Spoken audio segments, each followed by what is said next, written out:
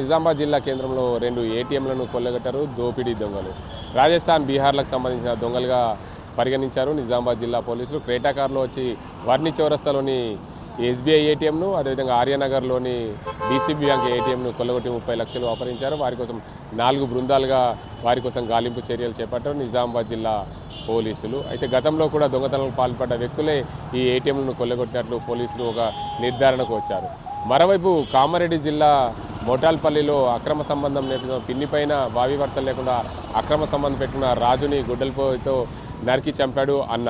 మరోవైపు ఎల్లారెడ్డి మండలం లింగంపేట గ్రామంలో ఏదైతే వృద్ధురాలపై హత్య జరిగింది, వృద్ధురాలు బంగారం దొంగతనంతో హత్య చేసినట్లు నిర్ధారించారు.